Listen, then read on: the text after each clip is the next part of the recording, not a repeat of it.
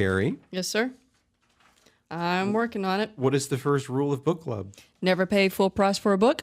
I think that's the 9th rule. Okay, how about never falling asleep while you're reading? Well, now you're really stretching. Well, I generally stretch before I fall asleep. But, so what is it then? Well, always talk about book club. Oh, yeah, I should have guessed that one. Okay. All right. This week, since we had Hiroo Onoda on the program posthumously, I felt obligated to review his book, No Surrender, My 30-Year War. Oh, that was very kind of you. Yeah, and I downloaded the book to my Kindle, and I darn near opted not to buy it, but it was only $10, and for a 40-year-old story written from translation, it was a pretty good price. I'd always heard jokes about this kind of thing. In fact, there's a Gilligan's Island plot in which a Japanese soldier ends up on the Castaways Island, and I think it was Artie Johnson, a non-Asian American who played the role. That was in 1966. Now, honestly, and Onoda was discovered in 1974.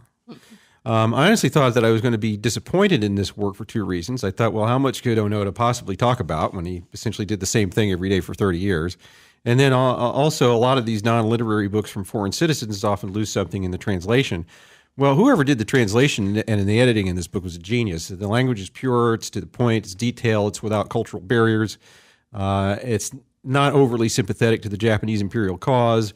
The timeline is smooth. In the back of everybody's mind that reads this book is the thought of how long would the war have gone on without the atomic bomb?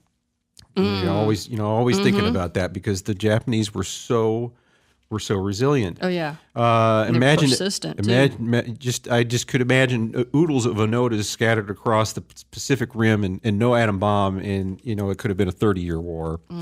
I don't want to give a lot away because if you're a World War II buff or a history lover that likes stories about the guys on the ground, this is really a great read.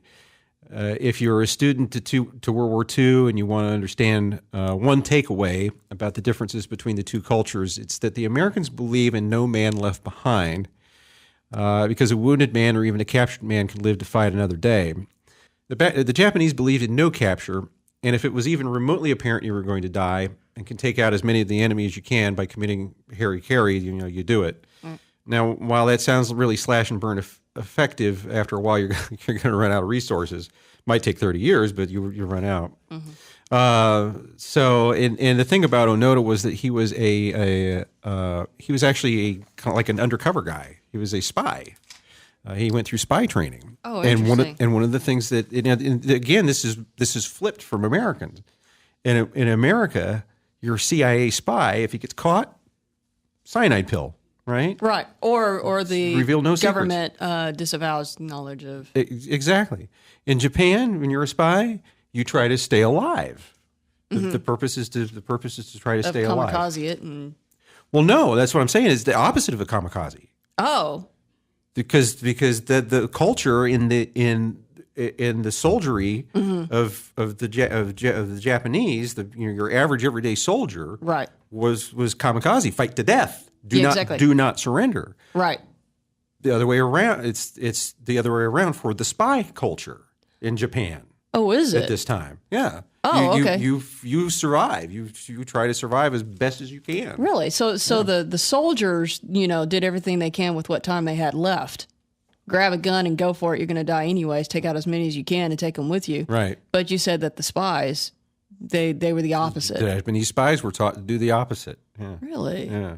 And it's totally flipped in American culture. Yeah, it is. Yeah.